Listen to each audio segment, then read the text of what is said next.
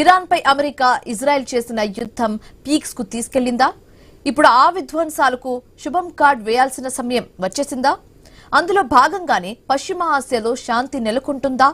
America Iran మధ్య చర్చలు ఓ యుద్ధానికి ఎండ్ కార్డ్ వేస్తాయా? అటు రష్యా ఉక్రెయిన్ కూడా మాటలతో ముందుకు వెళ్దామని నిర్ణయించుకున్నాయా?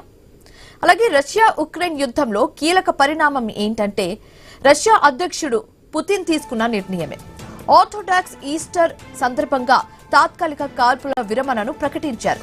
శనివారం సాయంత్రం నుంచి అమల్లోకి వచ్చేలా 32 గంటల సీజ్ ఫైర్ కు ఆదేశించారు పుతిన్. ఇది నిజమైన శాంతి ప్రయత్నమా, మరో వ్యూహాత్మక ఎత్తుగడా అనే ప్రశ్నలు వినిపిస్తున్నాయి. యుక్రెయిన్ లో కొనసాగుతున్న విధ్వంసం, శిథిలమవుతున్న నగరాలు, స్తంభించిపోయిన దౌత్యం మధ్య ఈ ప్రకటన మరోసారి ఆశ, అనుమానం రెండింటినీ రేకెత్తిస్తున్నాయి.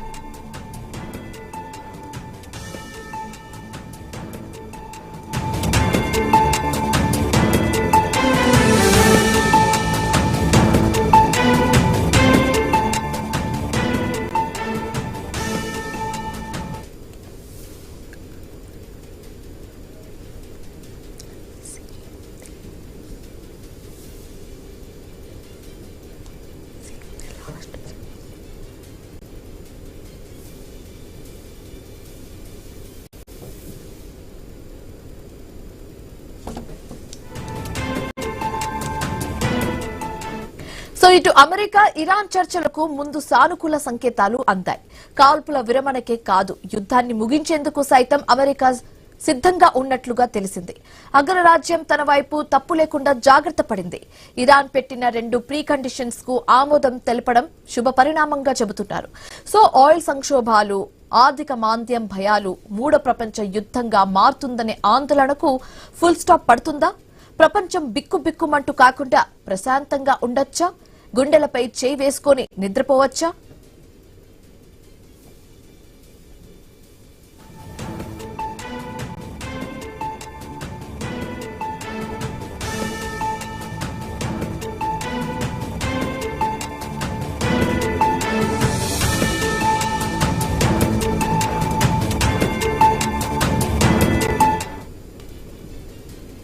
రైట్, ఇదే అంశాన్ని మొత్తం సమరైజ్ చేసి సమప్ చేసి చెప్పడానికి మా కొలీగ్ వంశీ సిద్ధంగా ఉన్నారు న్యూస్ రూమ్ నుంచి. Over to you Vamshi. Good afternoon Shivani. మీరు చెప్తున్నట్టుగా యుద్ధానికి ఎండ్ పడాల్సిన అవసరం అయితే ఉంది. ప్రపంచ దేశాలన్నీ కూడా ఇప్పుడు పాకిస్తాన్, ఇస్లామాబాద్ వైపు చూస్తున్నాయి. ఏం జరగబోతుంది అనేది ప్రతి క్షణం ఉత్కంఠ రేపుతున్న పరిస్థితి. నిన్న మొన్నటి వరకు కాస్త మాటల తోటాలు పేలాయి. కానీ ఈ రోజు అమెరికా మీరు చెప్పినట్టుగా కొన్ని కండిషన్స్ ని ముందే ఆ 2 కండిషన్స్ కి ఆమోదం తెలపడంతో చర్చలు సానుకూలంగా సాగుతాయి అన్న సంకేతాలు అయితే స్పష్టంగా కనిపిస్తున్న పరిస్థితి అయితే కనిపిస్తుంది. అండ్ ఇక్కడ ఇంకొక అంశం గురించి కూడా మాట్లాడుకోవాలి. ఇటు ఇరాన్ ఇజ్రాయెల్ అమెరికా యుద్ధం గురించి చర్చలు జరుగుతుంటే అటు రష్యా తీసుకున్న నిర్ణయం కూడా ఇప్పుడు ప్రపంచం మొత్తాన్ని ఒకసారిగా ఆశ్చర్యపరుస్తోంది. సో అక్కడ కూడా ఎండ్ కార్డు పడాలనే చాలా మంది కూడా కోరుకుంటున్న పరిస్థితి. మొత్తంగా యుద్ధాలకు ఎండ్ కార్డు పడితేనే ప్రపంచం శాంతియుతంగా ముందుకు సాగుతుంది. మీరు చెప్పినట్టుగా ఇందాక మనం మాట్లాడుకుంటున్నట్టుగా సో ఆర్థిక మాంద్య భయాలు వెంటాడుతున్న ఈ సమయంలో ప్రపంచంలో యుద్ధాలకు చెక్ పడితే ఖచ్చితంగా ప్రపంచ దేశాలన్నిటికీ కూడా ఇది ఒక బిగ్ రిలీఫ్ గానే చూడాలి. ఇదే అంశం గురించి మనం చర్చిద్దాం. సో చర్చలో మనతో మాట్లాడేందుకు భరత్ రెడ్డి గారు, ప్రముఖ విశ్లేషకులు జూమ్ లో జాయిన్ అయ్యారు. భరత్ రెడ్డి గారు నమస్కారం అండి.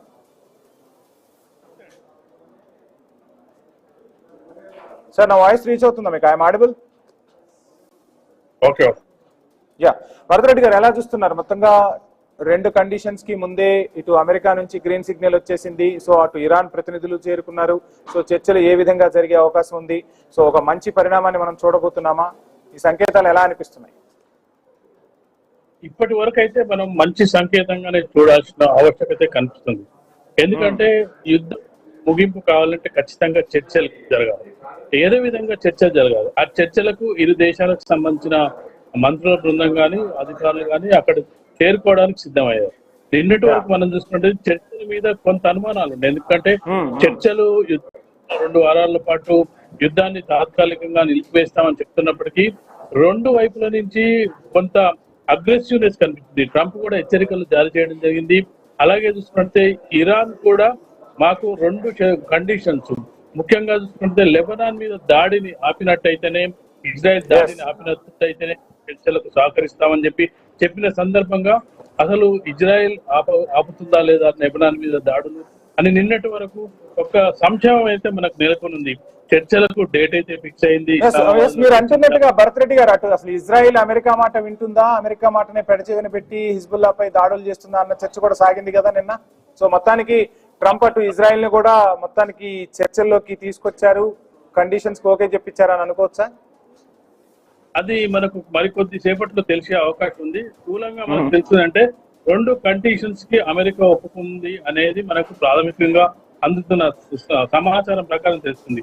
అయితే ఎంతవరకు ఇక్కడ చర్చల ప్రక్రియను కూడా మనం చూసుకున్నట్టయితే ముఖాముఖి చర్చల కంటే ముందుగా ఇండివిజువల్ గా చర్చలు జరుగుతున్నట్టుగా మనకు సమాచారం అవుతుంది. ముందుగా అమెరికా అధికారులతో చర్చలు జరిపిన తర్వాత నెక్స్ట్ ఇరాన్ అధికారులతో చర్చలు జరిపిన తర్వాత ఈ 2 సానుకూలంగా జరిగినట్టయితే ముందుకెళ్ళినట్టయితే ముఖాముఖి కూర్చోబెట్టి చర్చలు జరిపించే అవకాశం ఉన్నట్టుగా మనకు కనిపిస్తుంది. నిన్నటి వరకు చూసుకున్నట్లయితే ఇరాన్ చర్చల్లో పాల్గొనట్లేదు, ఇరాన్ బృందంలో లేదనే వార్తలు కూడా వచ్చిన నేపథ్యంలో ఇప్పుడు ఇరాన్ మేము చర్చల్లో వస్తున్నాం అని చెప్పిన ఆ నేపథ్యంలో 2 కండిషన్స్ కు మేము ఒప్పుకుంటున్నామని అమెరికా నుంచి ఒక ప్రతిపాదన అంటే చర్చలు జరుగుతున్న సమయం 2 దేశాలకు సంబంధించిన ప్రతినిధులు కానీ దేశాలు కానీ ఏదో ఒక మెట్టు దిగాల్సిన అవసరం అయితే కనిపిస్తుంది. ఆ మెట్టు దిగినట్టుగా మనకైతే కనిపిస్తుంది, ఇప్పటివరకు కనిపిస్తుంది.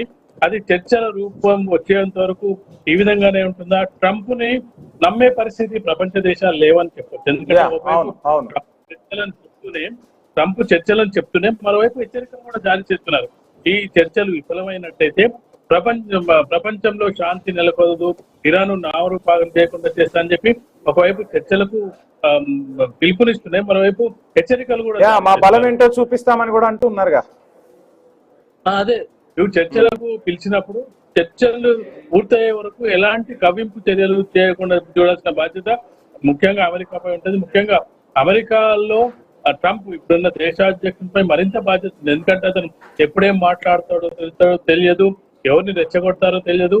అసలు అమెరికాను ఎంత ప్రపంచం నమ్మదు, ఇక ట్రంప్ వచ్చిన తర్వాత అసలే నమ్మని పరిస్థితి అమెరికా. అంటే భరత్ రెడ్డి గారు, ఇక్కడ ఇంకొక అంశం కూడా మనం మాట్లాడుకోవాలి. యుద్ధాలతో సాధించేది ఏమీ లేదని మనకు చరిత్రను చూస్తే ఇప్పటి వరకు కూడా అర్థమవుతున్న పరిస్థితి. ఒకరు గెలవచ్చు, ఒకరు ఓడిపోవచ్చు, కానీ సో 2 వైపులా నష్టం అయితే జరగాల్సినంత నష్టం జరుగుతూ ఉంటుంది. అదే విధంగా ఇప్పుడు ప్రపంచ దేశాలన్నింటికీ కూడా, అంటే ఇంత పెద్ద అగ్రరాజ్యం కూడా ఇరాన్ చేసిన విధ్వంసానికి ఒక రకంగా చెప్పాలంటే అమెరికా స్థావరాలను కోల్పోయింది, 39 రోజుల్లో 39 యుద్ధ విమానాలను కోల్పోయింది అన్నట్టుగా కూడా తాజా అప్డేట్స్ మనకు అందుతున్న పరిస్థితి. అంటే ఎటు పరిస్థితుల్లో అయినా, ఎంత అగ్రరాజ్యమైనా వినాశనం తప్పదన్న పరిస్థితుల్లో ఒకసారి యుద్ధానికి వెళ్ళాలంటే ప్రపంచ దేశాలన్నీ కూడా మరొకసారి సమీక్షించుకునే పరిస్థితులు కనిపిస్తున్నాయి కదా. సో ఎలా చూడొచ్చు అంటారు ఈ అంశాన్ని? ఖచ్చితంగా ఎందుకంటే ఇటీవలి కాలంలో మనం గత కొంతకాలంగా చూసుకుంటే ప్రపంచంలో అశాంతి నెలకొంది. అశాంతితో పాటు ఎవరు ఏ దేశంతో యుద్ధం చేస్తారో తెలియని పరిస్థితి కనిపిస్తుంది. అసలు ఒక విధంగా చెప్పాలంటే అగ్రరాజ్యాలు యుద్ధానికి కాలు దూతున్నట్టుగా కనిపిస్తుంది. మన చిన్న దేశాల కంటే కూడా ముఖ్యంగా యుద్ధం ఎవరి వల్ల అవుతుందని గమనించినట్టయితే గతంలో రష్యా కారణంగా ఉక్రెయిన్ యుద్ధం స్టార్ట్ అయింది. ఇప్పుడు చూసుకున్నట్లయితే అమెరికా కారణంగా యుద్ధం స్టార్ట్. అంటే ఇజ్రాయెల్ పాత్రదారులు అయినప్పటికీ అమెరికా సాయం లేకుండా ఇజ్రాయెల్ ముందుకెళ్లే అవకాశం లేదు. కాబట్టి అగ్రదేశాలుగా చెప్పబడుతున్న దేశాలు వాటిని యుద్ధానికి ప్రోత్సహిస్తున్నాయని చెప్పొచ్చు. అయితే ప్రపంచ శాంతి నెలకొనే అవకాశాలు కూడా ఎక్కడి నుంచి వస్తాయంటే ఎవరైతే యుద్ధానికి వాళ్ళు డైరెక్ట్ గా యుద్ధం చేయలేకపోయినా అమెరికా లాంటి వాళ్ళకు కావాల్సిన సామాగ్రిని కూడా అందజేస్తుంటుంది. రష్యా యుద్ధాన్ని మనం చూసినట్లయితే ఉక్రెయిన్ కు భరత్ రెడ్డి గారు, మనతో పాటు జీవీఆర్ శాస్త్రి గారు సీనియర్ విశ్లేషకులు మనకు జూమ్ లో జాయిన్ అయ్యారు. సో శాస్త్రి గారితో మాట్లాడే ముందు ఒకసారి బ్రేక్ తీసుకుందాం. స్టేట్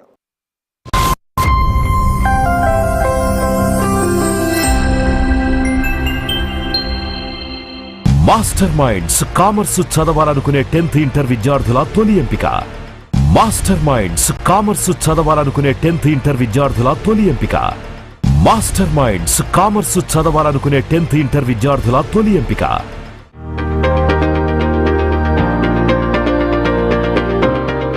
మాస్టర్ మైండ్స్ కామర్స్ చదవాలనుకునే 10th ఇంటర్ విద్యార్థుల తొలి ఎంపిక.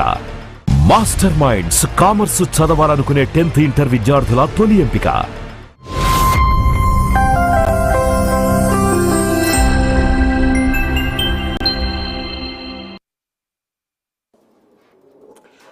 Back to question hour. Shastri గారు నమస్కారం. శాస్త్రి గారు నమస్తే. రైట్ సార్, మొత్తంగా చూస్తున్నాం చర్చలు మొదలయ్యాయి. ఏ విధమైన పరిణామాలు ఉండబోవచ్చు అంటారు? ప్రపంచ దేశాలన్నీ కూడా ఇప్పుడు ఇస్లామాబాద్ వైపే చూస్తున్న పరిస్థితి. సో ఎలా చూస్తున్నారు? ఎటువంటి ఫలితాలు రాబోతున్నాయని మనం ఆశించవచ్చు సార్? అంటే ఫలితాలు అనేది కరెక్ట్ కాదు, ఎందుకంటే ఇందులో స్టేక్ హోల్డర్స్ చూడాలి. స్టేక్ హోల్డర్స్ ఎవరంటే America, Israel. Actually it's a war between Israel and Iran. Yes. Israel Iran లో పాకిస్తాన్ ఇజ్రాయెల్ గుర్తించదు, ఒక కంట్రీగా గుర్తించదు. పాకిస్తాన్ పాస్పోర్ట్ లో ఇది ప్రింట్ చేసి ఉంటుంది, ఏమనంటే passport is valid accept Israel అని అది రాసి ఉంటుంది, ప్రింట్ చేసి ఉంటుంది. సో ఇప్పుడు వాళ్ళు ఏమన్నారంటే లెబనాన్ మధ్య జరిగే యుద్ధంలో దాన్ని కూడా అడ్మిట్ చేయాలని పాకిస్తాన్ చెప్పే పరిస్థితులు లేదు. సో అంచేత వాళ్ళు, నాకున్న ఇన్ఫర్మేషన్ ఏంటంటే ఇవాళ ఈవినింగ్ లోపల వాళ్ళు 1-to-1 మీటింగ్ యాక్సెప్ట్ చేయట్లేదు, ఇండైరెక్ట్ యాక్సెప్ట్ చేస్తున్నారు. సో వాళ్ళు ప్రైమ్ మినిస్టర్ ఆఫీసు, ఆ 5-స్టార్ హోటల్, ఆ 5-స్టార్ హోటల్ ముందు prime minister, Pakistan prime minister వీళ్ళని కలుస్తాడు, తర్వాత వాళ్ళ కండిషన్స్ చెప్తాడు వాళ్ళకి. కానీ 3 కండిషన్స్ పెట్టారు. ఒకటి ఏంటంటే మొత్తం ఫండ్స్ అన్ని రిలీజ్ చేయాలని, వాళ్ళు 70 మంది దాకా వచ్చారు. వాళ్ళ ప్లాన్ ఏంటంటే వాళ్ళు ఇంక 2 రోజులు ఉన్నామని వచ్చారు ఇక్కడికి. కానీ అమెరికన్ ఈ రోజే వెళ్ళిపోతారు, ఈరోజు సాయంత్రానికి. సో సిచ్యువేషన్ ఏంటంటే 1 డేలో అయిపోతుంది, అదే డిస్కషన్ అయిపోతుంది అనేది నేను అనుకోను. ఇవి పోస్ట్పోన్ అవుతాయి. వీళ్ళు పాకిస్తాన్ మేనేజ్ చేస్తుంది, ఏమనంటే వాళ్ళ మాటలు వీళ్ళకి చెప్తుంది, వీళ్ళ మాటలు వాళ్ళకి చెప్తుంది, లేదా మధ్యలో కొంచెం ఆర్టికులేట్ చేసి చెప్తుంది. ఆర్టికులేట్ చేసి స్ట్రాటజిక్ గా వీళ్ళకి టైం ఇవ్వడానికి ట్రై చేసి మళ్ళీ 2-3 రోజుల్లో మేము దీని మీద విస్తారంగా, లేదా 1 వీక్ 10 days లో విస్తారంగా డిస్కస్ చేస్తాం, ఇండియా 2 weeks టైం ఉందని చెప్పి ఉద్దేశంతో చెప్తారు. అంటే ఈ రోజు పెద్దగా అంత క్లారిటీ వచ్చే, ఎందుకంటే వాళ్ళు ఇవాళ రాత్రికే వెళ్ళిపోవాలి. 1-to-1 డిస్కస్ చేయట్లేదు. 1-to-1 డిస్కస్ చేస్తే ఇష్యూస్ వేరేగా ఉంటాయి. 1-to-1 చేయట్లేదు. ప్లస్ ఇరాన్ డెలిగేషన్ ఇవాళ కూడా ఉంటుంది, రేపు కూడా ఉంటుంది అంటున్నారు. సో ఆ ఉద్దేశంలో, ఎందుకంటే అగాచి చెప్పిన మాటలకైనా, ఇరాన్ స్పీకర్ చెప్పిన మాటలకైనా ఈ రెండింటికి పడలేదు. ప్లస్ ట్రంప్ కి ఏంటంటే ట్రంప్ దగ్గర డిస్పరేటేషన్ ఉంది. ప్లస్ చైనా ఏంటంటే చైనాకి ఈ యానిమేషన్స్ సేల్స్ చేయాలి. వాళ్ళకి ఏంటంటే ఎవరికైతే బిజినెస్ అండి, it is not more than war, it is a business. China వాళ్ళు ఏంటంటే మొత్తం యామినేషన్ సేల్ చేయాలి. వాళ్ళు ఆల్మోస్ట్ 30-40 ఏళ్ళ నుంచి ఎక్కడ ఎవరితో యుద్ధాలు చేయలేదు, కానీ యామినేషన్ అయితే వాళ్ళు మ్యానుఫ్యాక్చరింగ్ చేసి రెడీ పెట్టుకున్నారు. అది వాడికి పరిస్థితుల్లో ఏం కనపట్లేదు. ఒకవేళ తైవాన్ యుద్ధం చేసినా కూడా అంత అవసరం లేదు వాళ్ళకి. సో వాళ్ళు దాన్ని సొమ్ము చేసుకోవడం మంచిదని ఉద్దేశం అనుకుంటున్నారు, ఏంటో తెలియదు. కానీ ఇరాన్ కి సో మొత్తంగా ఇది ఒక బిజినెస్ వార్ అంటారా? It's absolute. ఇది ఎప్పుడో బిజినెస్ వార్ అయిపోయింది. ఇది ఇప్పుడు అయిపోవడం కాదు, ఎప్పుడో అయిపోయింది business war. It is not అదే పాకిస్తాన్ హోస్ట్ చేయడం అనేది it is a laughing stock. మొదటి నుంచి కూడా అందరికీ అదే అనుమానం ఉంది. వాళ్ళు పాకిస్తాన్ వాళ్ళు ఎందుకు చేయకూడదు అంటే, పక్కన ఆఫ్ఘనిస్తాన్ లో వాళ్ళు యుద్ధం చేస్తూ, వాళ్ళు ఇజ్రాయెల్ రికగ్నైజ్ చేయకుండా, నాకు అసలు అర్థం ఏంటంటే అమెరికాకి, వాళ్ళు అమెరికన్స్ కి మరి నిజంగా చదువుకునే వాళ్ళు అసలు స్ట్రైట్ ఆఫ్ హార్మూజ్ అనేది అసలు లేదు అక్కడ. అసలు వాళ్ళ యుద్ధంలో దిగడం స్ట్రైట్ ఆఫ్ హార్మూజ్ లేదు. వాళ్ళు యుద్ధం తగిన తర్వాత స్ట్రైట్ ఆఫ్ హార్మూజ్ వచ్చింది. సో ఇప్పుడు అసలు కండిషన్ వదిలేసి యురేనియం ఎన్రిచ్మెంట్ ఆఫ్ యురేనియం ఉన్నది, దాన్ని వీళ్ళు ఒప్పుకుంటారంటే ఐ ఫీల్ డౌట్. వీళ్ళు అసలు దాన్ని, వాళ్ళు మొత్తం ప్రాణాలైనా అడ్డు పెట్టేస్తారు కానీ ఎన్రిచ్మెంట్ ఆపరు. ఆ లెక్క చూసుకున్నా, ఎందుకంటే వీళ్ళు 2000 కెపాసిటీ వీళ్ళ దగ్గర మాది 2000 మైల్ ఇదే ఉంది, దానికి మంచి లేదన్నారు. కానీ వీళ్ళు డీజో గ్యాషియాకి 4000 కిలోమీటర్ల దూరంలో 5000 కిలోమీటర్ల దూరంలో ఉన్నదానికి బ్యాలిస్టిక్ మిసైల్ వేసి కొట్టేయడానికి ట్రై చేశారు. అంటే వాళ్ళు ఇండైరెక్ట్ ఏమి ఇచ్చారంటే, మీరు ఎవరైనా నాటోని ఆపేశారు. నాటో ఇందులో ఇన్వాల్వ్ అవ్వకుండా ఇరాన్ చాలా స్మార్ట్ గా 2 ఫైర్ చేసి నాటో దేశాలు ఎవరు ఇందులో ఇన్వాల్వ్ అవ్వకుండా చేసేసారు. So America lost it. And ఇంకోటి ఏంటంటే, నాకు తెలిసి కెనడియన్ ప్రైమ్ మినిస్టర్ ఆల్మోస్ట్ ఒక చాలా పెద్ద పెద్ద ఎర్త్ క్వేక్స్ చేశాడు. మొత్తం అమెరికాని ఒక కుదిపేశాడు ఆయన. ఎలా కుదిపేశాడు అంటే, ఇంకా అసలు వాళ్ళకి తేరుకోలేని పరిస్థితి. ఎందుకంటే వాళ్ళకి యామినేషన్ కావాల్సిన ఆల్ మినరల్స్, మెటల్స్ అన్ని కూడా ఆయన అన్ని బ్యాన్ చేశాడు. సో 180 రోజుల దాకా వాళ్ళకి ఏం వెళ్ళవు. సో ఇప్పుడు వాళ్ళకి America is in dare consequences. And ఏంటంటే వాళ్ళకి షార్టేజ్ ఆఫ్ వెపన్స్ అయిపోయింది, సప్లై ఆఫ్ వెపన్స్ అయిపోయింది. అమెరికాకి క్యాపిటల్ సిచ్యువేషన్ వచ్చేసింది. సో డిస్పరేట్ అటెంప్ట్ లో ఏమన్నా వీళ్ళు అడ్మిట్ చేసి సీజ్ ఫైర్ ఒప్పుకుంటారా? అంటే 1962లో క్యూబాలో ఇలాగే జరిగింది. ముందు సీజ్ ఫైర్ కి వెళ్ళారు, కానీ అక్కడ 13 రోజుల తర్వాత ఇద్దరు న్యూక్లియర్ మూలాన్ని, రష్యా అమెరికా న్యూక్లియర్ మూలాన్ని అయింది.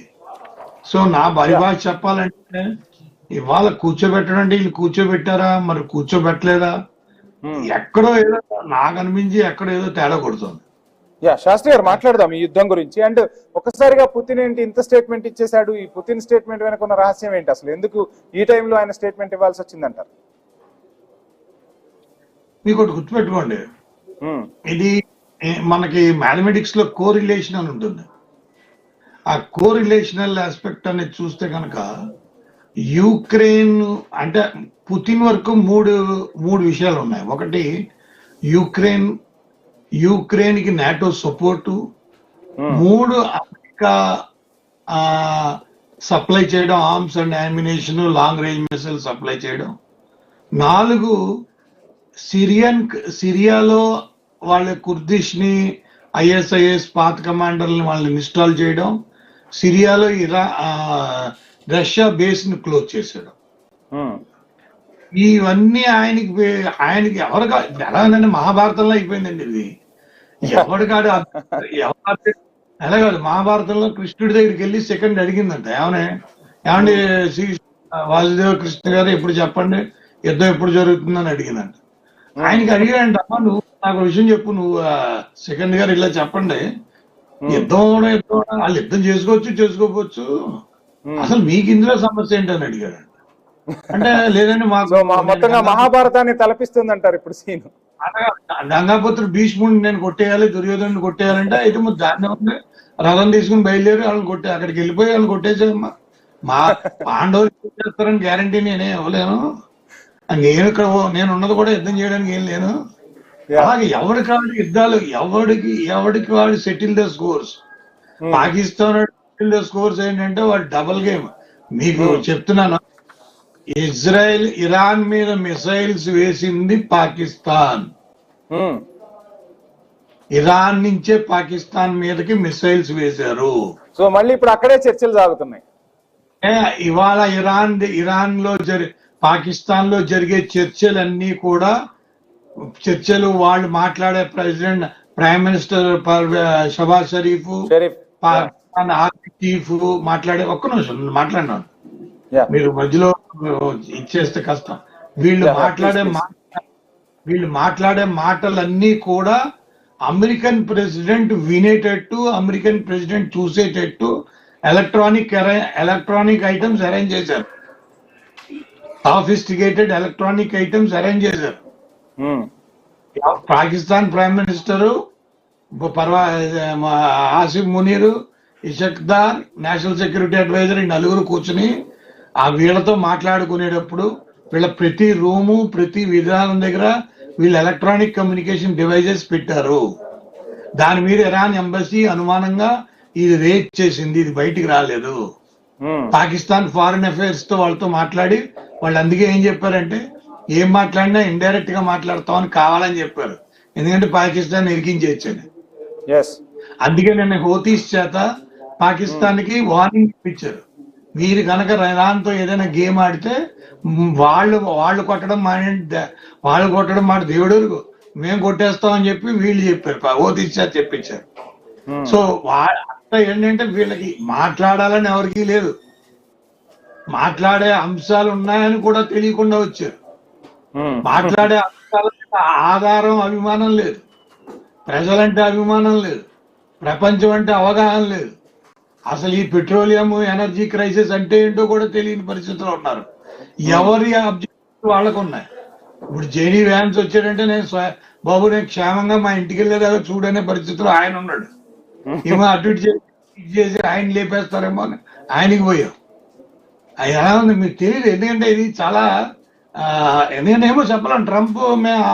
ట్రంప్ డబుల్ గేమ్ ఆడేచ్చు, డబ్బు డబుల్ గేమ్ ఆడేసి వీళ్ళ డెలిగేషన్ మీద హిట్ అయిందని చెప్పి ఇరాన్ మీద అనుభవం మీద వచ్చి. సో ఇదేంటంటే ఇది ఇంటర్నేషనల్ డిప్లొమసీ అనేది ఎలా ఉంటుందంటే శాస్త్రి గారిని లేపేశారు కదా, శాస్త్రి గారిని లేపేసింది వీళ్ళే, సిఐ వాళ్ళే. జనరల్ జియావుల్లాని లేపేసింది సిఐ. నరేంద్ర మోడీని కొట్టేద్దాం అనుకుని మన ప్రైమ్ మినిస్టర్ కొట్టేద్దాం అనుకునే దిక్కుమాలను కొట్టేద్దామని చూసింది వీళ్ళే కదా. సిఐ వాడు దొరికాడు కదా, అవును దొరికాడు కదా మన బంగ్లాదేశ్ లో. రష్యన్ ప్రెసిడెంట్ ఆయన కార్ శాస్త్రి గారు ఒక చిన్న సబ్మిషన్ మీరు చెప్తుంటే ఒక విషయం గుర్తొచ్చింది. మీరు నన్ను మాట్లాడినారండి, ఇదే ప్రాబ్లం మీకు. Please sir continue. అలాగే చెప్పనా, ఇన్పుట్స్ ఇస్తే మీరు ఇన్పుట్స్ ఇచ్చిన తర్వాత మీరు కంటిన్యూ సార్. అంటే బంగ్లాదేశ్ లో ఆ మనిషి చచ్చిపోయిన తర్వాత ఆ మనిషిని తీసుకుని వెళ్ళిపోయారు. రష్యన్ ప్రెసిడెంట్ నేను ఒకటే క్వశ్చన్, మన ప్రధానమంత్రి ఇండియా వచ్చేసిన తర్వాత మీరు అందరూ తప్పట్లు కొడుతున్నారు, నేను వెనక్కి వచ్చానని కొడుతున్నారా, వెనక్కి కరెక్ట్ గా రావాల్సిన రీతిలో వచ్చానని కొట్టారా అని అడిగాడు. ఆయన మెసేజ్ ఇచ్చాడు. ఆయన 23 నిమిషాల సేపు రష్యన్ ప్రెసిడెంట్ కారులో ఎక్కడికి వెళ్లకుండా అక్కడే నుంచుండిపోయాడు. అది ఎందుకు జరిగింది? ఎందుకంటే ప్రైమ్ మినిస్టర్ మోడీని డైవర్ట్ చేయడం, పాకిస్తాన్కి అథెంటిసిటీ లేదు, ఎందుకంటే పాకిస్తాన్ ఇజ్రాయెల్ గుర్తించదు. మీకు ఇప్పుడు అసలు main root cause of this entire game is Israel. Israel ని యాక్సెప్టబిలిటీ ఉన్నది, ఇరాన్ యాక్సెప్టబిలిటీ ఉన్నది ఒకే దేశం, అది ఇండియా ఒకటే, చైనా కూడా కాదు. ఇజ్రాయెల్ చైనాని గుర్తించదు, రష్యాని గుర్తించదు. అలాంటప్పుడు కావాలని ఒక సబ్ ఇన్స్పెక్టర్ని పెట్టుకోవాలి. మన చూడండి మినిస్టర్ గారు ఒక సబ్ ఇన్స్పెక్టర్ని పెట్టుకుని మాట్లాడతారు. ఆ టైపులో వీళ్ళు అమెరికా వాళ్ళు సబ్ ఇన్స్పెక్టర్ని ఆ మునీర్ని ఒకరిని పెట్టుకుని మాట్లాడుతున్నారు. అంటే ఎక్కడికి వెళ్తున్నాం మనం, వేర్ వీఆర్ హెడింగ్? వాళ్ళు నిన్న చూసారు ఎంత స్టాటిక్ గా వాళ్ళు ప్లాన్ చేసుకుని వాళ్ళ విమానంలో 162 మంది పిల్లల యొక్క బొమ్మలు పెట్టుకుని బ్యాగులు పెట్టుకుని వాళ్ళు అక్కడ ల్యాండ్ అయ్యారు. So they are showing to the world, look the Americans are war criminals అని చెప్పి వాళ్ళు చెప్తున్నారు. సో ఇలాంటి సిచ్యువేషన్ ఉంటే అక్కడ నేను అడిగేది, స్ట్రాటజిక్ ఎక్స్పర్ట్ గా నేను అడిగేది ఏంటంటే, అక్కడ ఎక్స్చేంజ్ ఆఫ్ వర్డ్స్ అనేది అసలు దారి ఎక్కడ కనబట్లా. Dialogue is a combination of words or expression of words by parties which are relevant and concern అనే ఒక అర్థానికి, డైలాగ్ అనే అర్థానికి ఎక్కడ స్టాండ్ అవ్వట్లేదు. స్టాండ్ అవ్వకుండా జెండాలు పెట్టేసుకుని వీళ్ళు మొత్తం పాకిస్తాన్ ఏదో పండగ చేసుకుంటున్నట్టు వాళ్ళు పండగ చేసుకుంటారు. వాళ్ళు మొత్తం జెండాలు కట్టేసి ఆసిఫ్ మునీర్ ఫోటోలు పెట్టేసి నవాజ్ షరీఫ్ ఫోటోలు పెట్టేసి ఇది బాగుంది, అలాగే ఇమ్రాన్ ఖాన్ విషయాన్ని మనం నొక్కేసినట్టు అయిపోయింది, ఏదో మన ఆంధ్రప్రదేశ్ రాజకీయాల్లో. సో నేను చెప్పేది ఏంటంటే it is not leading somewhere. నా అనాలిసిస్ ప్రకారం right sir, thank you so much. మొత్తంగా యుద్ధానికి ఎండ్ కార్డు పడుతుందా, ఏం జరగబోతుందో చూద్దాం. పాల్గొన్న శాస్త్రి గారికి, అదేవిధంగా భరతరెడ్డి గారికి ఐ న్యూస్ తరఫున ప్రత్యేక ధన్యవాదాలు. ఇదే వాళ్ళ question hour. State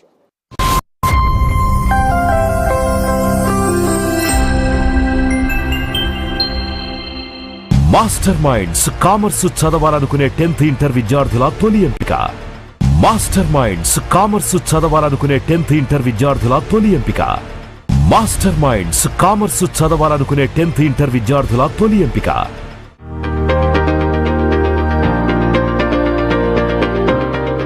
master minds commerce చదవాలనుకునే 10th ఇంటర్ విద్యార్థుల తొలి ఎంపిక. మాస్టర్ మైండ్స్ కామర్స్ చదవాలనుకునే 10th ఇంటర్ విద్యార్థుల తొలి ఎంపిక. పచ్చకండువా కప్పుకున్న దరికి చేరని గుర్తింపు. ఆయన మాయని మచ్చతో ఈయనకు దక్కేనా అవకాశం? కొత్త పార్టీపై ఇందూరులో కొనసాగుతున్న సస్పెన్స్. దూరం జరిగేదెవరు, దరికి చేరేదెవరు? పార్టీ నేతల్లో వణుకు పుట్టిస్తున్న యువనేత చినబాబు పనిచేయని ఎమ్మెల్యేలపై కొరడా జొలిపిస్తారా? పార్వతీపురం టీడీపీలో సెపరేట్ కుంపట్లు. ఎమ్మెల్యే తీరుపై గుర్రుమంటున్న తమ్ముళ్లు. లోగుట్టు ఈ రోజు సాయంత్రం 6:30 మీ ఐ న్యూస్ లో. యుద్ధమే కనిపిస్తోంది. ఎటు చూసినా యుద్ధంలో మేము ముందుంటాము, మేము అటాక్ చేస్తాము, తర్వాత మేము గగనతలాన్ని క్లోజ్ చేస్తాము. ఈ అమెరికా, ఇజ్రాయెల్ వంటి శత్రువుల నుంచి తమ దేశాన్ని రక్షించుకోవడానికి ఈయనే కరెక్ట్ పర్సన్ అంటూ కూడా అటు IRGC కూడా భావించింది. Iran supreme leader